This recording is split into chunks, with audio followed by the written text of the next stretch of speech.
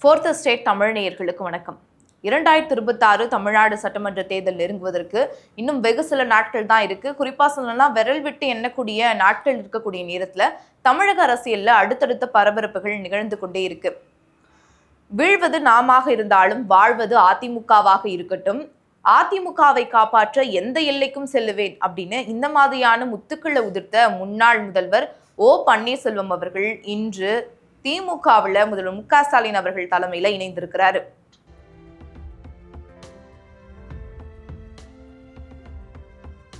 நிம்மதி property management. Contact 7667008999. நலம் தரும் நல்லார் சித்த மருத்துவமனை.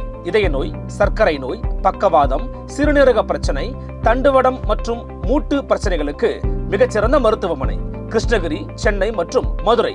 தொடர்புக்கு 8807666117 மற்றும் 8807666118. சென்னை நட்சத்திர ஹோட்டல்ல ஓபிஎஸ் அவர்கள் தங்கியிருந்து அமைச்சர் சேகர் பாபு அவர்களை சந்தித்து பேச்சுவார்த்தை நடத்தி இருக்காரு. அதன் பிறகு 2 பேரும் ஒரே கார்ல வந்து அறிவாலயத்துல இறங்கியிருக்காங்க. 2 பேரையும் ஓபிஎஸ் ஆதரவாளர்களும் திமுகவினரும் உற்சாகமாக வரவேற்றிருக்காங்க. இந்த திமுகவில் இணையக்கூடிய இந்த நிகழ்வுல அமைச்சர் KN நேரு, தங்கம் தென்னரசு மற்றும் துணை முதல்வர் உதயநிதி ஸ்டாலின் அவர்கள் அப்படின்னு இவங்க எல்லாருமே உடன் இருந்திருக்காங்க.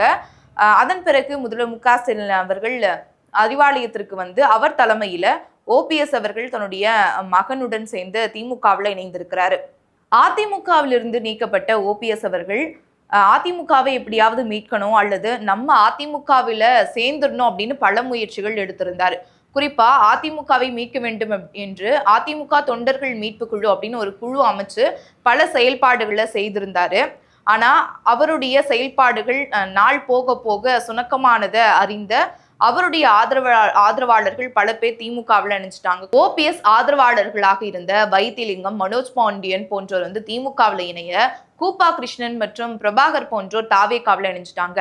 அதிமுகவில் இருந்து நீக்கப்பட்ட சசிகலா அம்மையார் அவர்கள் கூட இந்த சட்டமன்ற தேர்தலில் போட்டியிட போகக்கூடிய ஒரு சூழல் தான் ஏற்பட்டிருக்கு. தான் வந்து ஒரு கட்சி ஆரம்பிக்க போறேன் அப்படின்னு சொல்லியிருந்தாங்க. அதற்கான கொடியையும் அறிமுகப்படுத்திட்டாங்க. அடுத்து ஓபிஎஸ் அவர்களுக்கு அரசியல் ஆலோசகராக இருந்த பண்ருட்டி ராமச்சந்திரன் தன்னுடைய 80வது வயதுல இப்போ புதிய கட்சியை தொடங்கி இருக்கிறாரு. எம்ஜிஆர் அண்ணா திமுக அப்படின்னு ஒரு கட்சியை.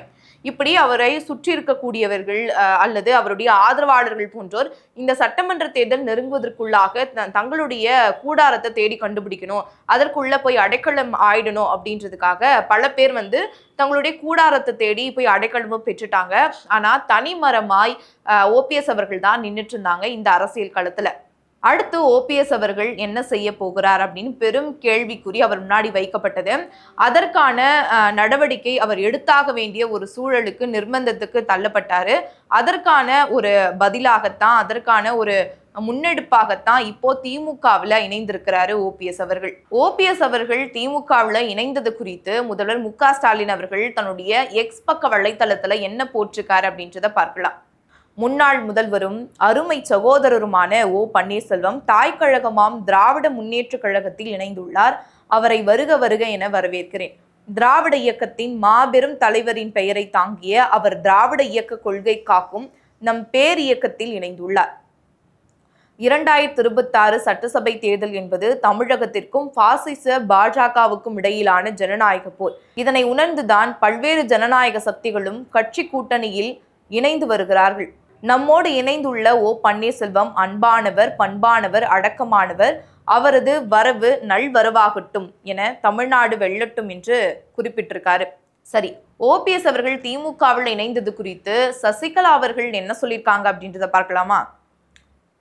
தமிழக முன்னாள் முதல்வரும் அதிமுக மூத்த முன்னோடியுமான ஓ பன்னீர்செல்வத்தின் இந்த முடிவு மிகவும் துரதிர்ஷ்டவசமானது. தமிழகத்திலிருந்து அகற்றப்பட வேண்டிய ஒரு தீய சக்தியாக திமுக விளங்கும் நிலையில தாய்க்கழகம் என்று நினைத்து கொண்டு திமுகவில் தங்களை இணைத்துக் கொள்வது ஒரு தவறான முடிவாகத்தான் அமைந்துள்ளது. ஆனால் இந்த நிலைமைகளுக்கெல்லாம் காரணம் ஒன்றே ஒன்றுதான். அவர் வேறு யாரும் இல்லை, தான் மட்டும்தான் அதிமுக என்று தம்பட்டம் அடித்துக் கொண்டு தனக்குத்தானே தலைவராக அறிவித்துக் கொண்டவர்கள், தன்னை சுற்றி உள்ளவர்களையும் ஏமாற்றிக் கொண்டிருப்பவர்கள். திமுகவினரின் முழு கட்டுப்பாட்டில் இருந்து அதிமுகவில் உள்ள அனைவரையும் வெளியேற்றிவிட்டு எம்ஜிஆர் மற்றும் ஜெயலலிதாவின் கொள்கைகளுக்கு விரோதமாக தொடர்ந்து செயல்பட்டு வரும் துரோகிகளின் அழிவு காலம் நெருங்கிவிட்டது.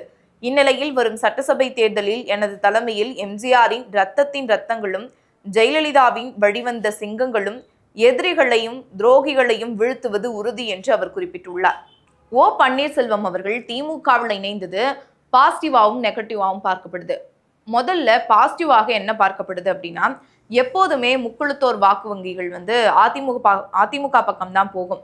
அதாவது தென் மாவட்டங்கள்ல திமுக எப்பயுமே பலவீனமாகத்தான் இருக்கும் அப்படின்னு சொல்லப்படுது. இப்போ ஓ பன்னீர்செல்வம் அவர்கள் திமுக பக்கம் இணைந்ததால முக்குளத்தோர் வாக்கு வங்கி கணிசமாக அதிமுகவுக்கு போகாம தடுக்க முடியும், அது திமுகவுக்கு கன்வெர்ட் ஆகும் அப்படின்னு ஒரு பக்கம் பார்க்கப்படுது. இன்னொரு பக்கம் பாதகமாக நெகட்டிவாக என்ன சொல்லப்படும் அப்படின்னா, இப்ப திமுக கூட்டணி நாங்க கொள்கை மிக்க ஒரு கூட்டணி அப்படின்னு சொல்லுவாங்க. என்னன்னா அந்த கூட்டணியில இடதுசாரிகள் மற்றும் பாஜகவை எதிர்க்கக்கூடிய வலிமை மிக்க ஒரு கட்சியான விசிக இந்த மாதிரியான கட்சிகள் இருக்கிறதுனால நாங்க கொள்கை கூட்டணி அப்படின்னு திமுக சொல்லிட்டு இருந்தாங்க. இப்ப திமுக கூட்டணியில இணைந்ததால அது கொள்கை கூட்டணியா அப்படின்ற ஒரு கேள்விக்குரிய சில நாட்களுக்கு முன்னாடி ஊடகவியலாளர்கள் வச்சாங்க. இப்போ அதிமுகவுல பல நாள் பயணித்த ஓ பன்னீர்செல்வம், பாஜகவுடன் ஒரு நட்பு ரீதியாக உறவு வைத்திருக்கக்கூடிய ஓ பன்னீர்செல்வம் திமுகவுல இணைந்திருப்பது எப்படி கொள்கை கூட்டணியாக இருக்க முடியும் அப்படின்ற சில விமர்சனங்களும் திமுக கூட்டணி மீது வைக்கப்படுது. ஓ பன்னீர்செல்வத்துக்கு இந்த இணைப்பு பாசிட்டிவா நெகட்டிவா அப்படின்னு பார்த்தோம்னா, முதல்ல பாசிட்டிவான விஷயம் என்ன அப்படின்னா, அவருடைய அரசியல் எதிர்காலத்திற்கு தொடக்க புள்ளியாக திமுகவை எடுத்துக்கிட்டாரு அப்படின்னு சொல்லலாம். நெகட்டிவாக என்ன பார்க்கப்படுது அப்படின்னா, இதுவரை அதிமுக என்ற கட்சி தொடங்கியதே திமுக எதிர்ப்பின் காரணமாக தான். திமுக தான் தீய சக்தி அப்படின்னு சொன்ன ஜெயலலிதா அம்மையார் அவர்களின் நிழலாக பார்க்கப்பட்ட ஓபிஎஸ் இப்போ திமுகவில் இணைந்திருக்கிறாரு. திமுகவில் இணைந்த பிறகு அதிமுகவை விமர்சிப்பாரா, பாஜகவை விமர்சிப்பாரா, திமுகவை புகழ்ந்து தள்ளுவாரா அப்படின்னு பல கோணங்கள்ல நமக்கு யோசனை போகுது. அது மட்டும் இல்லாம இப்ப முக்குளத்தோர் வாக்கு வங்கி திமுகவுக்கு கன்வெர்ட் ஆகும் அப்படின்னு சொல்லப்பட்டாலும் அங்க இருக்க அந்த சமூக மக்களாக இருக்கட்டும், இல்ல வெளியிலிருந்து பார்க்கக்கூடிய மக்களாக இருக்கட்டும், இதுவரை அதிமுகவில் இருந்த ஓ பன்னீர்செல்வம் தன்னுடைய சுய லாபத்துக்காகத்தான் திமுகவில் இணைந்திருக்கிறாரு அப்படின்னு அவர் மீது பல விமர்சனங்கள் மக்களுக்கு எழலாம். அதனால அவருக்கு ஓட்டு மக்கள் போடுவாங்களா அப்படின்ற ஒரு கேள்வியும் இருக்கு. திமுகவும் ஓ பன்னீர்செல்வத்தினுடைய வருகையை பாசிட்டிவாகவும் பார்க்குறாங்க. ஓ பன்னீர்செல்வத்துக்கும் ஒரு அரசியல் எதிர்காலம் இருக்கு அப்படின்னு அவரும் நம்புறாரு. ஆனா தங்க தமிழ்ச்செல்வன் அவர்களுக்கு ஓபிஎஸ்னுடைய வருகை சங்கடத்தை ஏற்படுத்தியிருக்கு. ஏன் தங்க தமிழ்ச்செல்வன் அவர்களுக்கு சங்கடத்தை ஏற்படுத்தியிருக்கு, அவருக்கு என்ன நெருடல் அப்படின்னு பார்த்தோம்னா, ஓபிஎஸ் அவர்களுடைய பகுதியை சேர்ந்தவர் தான் தங்க தமிழ்ச்செல்வன். அதாவது தேனியினுடைய நாடாளுமன்ற உறுப்பினராக இருக்கிறாரு. நான் முன்னாடியே சொன்ன மாதிரி தங்க தமிழ்ச்செல்வன் அவர்கள் அதிமுகவில் இருந்தார். அதன் பிறகு டிடிவி தினகரன் அதிமுகவில் இருந்து பிரிஞ்சு கிட்டத்தட்ட 18 மாவட்ட செயலாளர்களை பிரிச்சு கொண்டு வந்திருந்தாரு.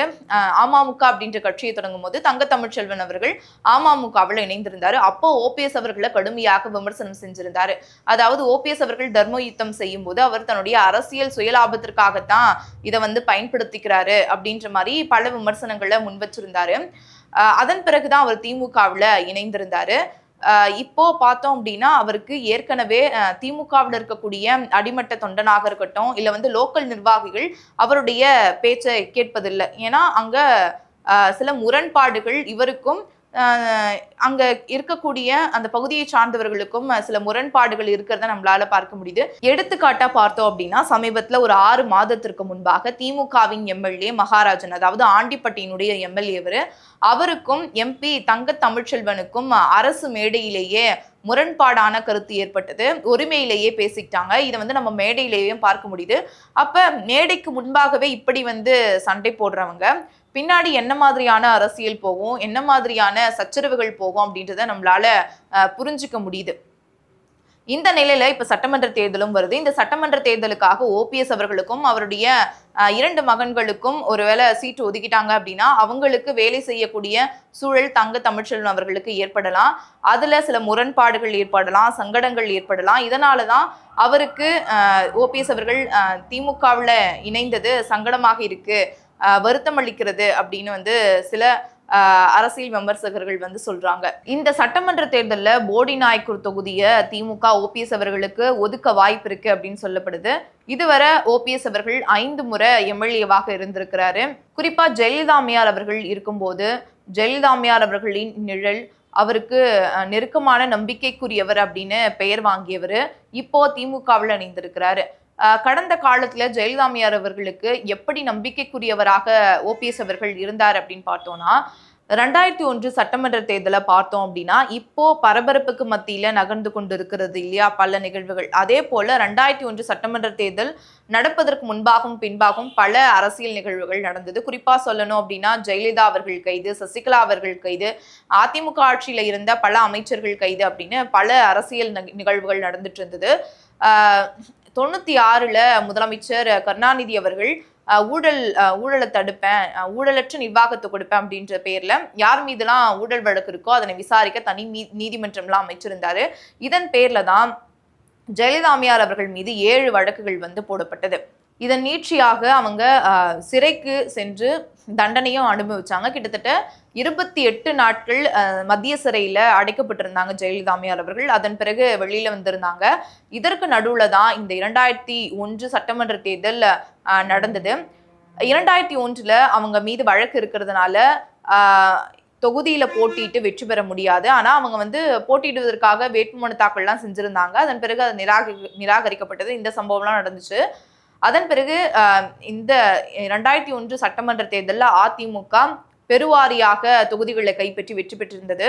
ஜெயலலிதா அம்மையார் அவர்கள் இந்த தேர்தலில் போட்டியிடாததுனால சட்டமன்ற குழு தலைவராக தேர்ந்தெடுக்கப்பட்டு முதலமைச்சராக தேர்ந்தெடுக்கப்பட்டாங்க.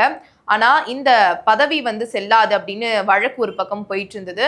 இந்த வழக்கை விசாரித்த நீதிமன்றம் ஜெயலலிதா அவர்கள் முதலமைச்சராக பதவி ஏற்பது வந்து சரி கிடையாது, அது ஏற்புடையது அல்ல அப்படின்னு சொல்லிட்டு தீர்ப்பு வழங்கியிருந்தாங்க.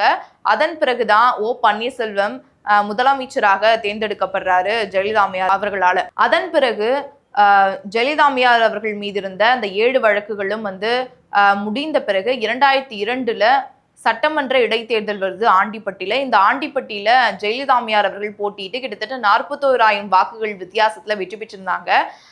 வெற்றி பெற்ற பிறகு போயஸ் கார்டன்ல பத்திரிகையாளர்களுக்கு ஒரு செய்தியை சொல்றாங்க. அதாவது ஓபிஎஸ் தொண்டனாக பெற்றதுக்கு நான் வந்து பாக்கியம் செய்திருக்கணும் அப்படின்னு சொல்லியிருந்தாங்க. இந்த மாதிரியான ஒரு நம்பிக்கைக்குரியவராகத்தான் ஓ பன்னீர்செல்வம் அவர்கள் இருந்திருக்கிறாரு. அதிமுகவின் மிக முக்கிய தலைவர்கள்ல ஒருவர் தான் செங்கோட்டையன். மிக மூத்த அரசியல்வாதியான அவர் அதிமுகவில் இருந்து நீக்கப்பட்ட பிறகு தாவேக்காவில் இணைந்த மாதிரி அதிமுகவின் இன்னொரு முக்கிய தலைவரும் முன்னாள் முதல்வருமான ஓ பன்னீர்செல்வம் இப்போ அதிமுகவின் நேரெதிராக இருக்கக்கூடிய திமுகவில் இணைந்திருப்பதன் மூலியமாக நமக்கு என்ன தெரிய வருது அப்படின்னா, அரசியல்ல நிரந்தர எதிரியும் இல்லை, நிரந்தர நண்பரும் இல்லை அப்படின்றது நமக்கு புரிய வருது. கொள்கை கோட்பாடு கூட அரசியல்ல இல்லை அப்படின்றது நமக்கு தெளிவாகவே தெரியுது. கொள்கையெல்லாம் ஒரு முக்கியமான விஷயம் இல்லை. தன்னுடைய அரசியல் வாழ்க்கையின் எதிர்காலம் எதுவோ அதை நாடி போக வேண்டியதா அப்படின்றது தான் இந்த நிகழ்வின் மூலமாக ஓபிஎஸ் அவர்கள் உணர்த்துகிறார் அப்படின்னு நம்ம எடுத்துக்கலாம்.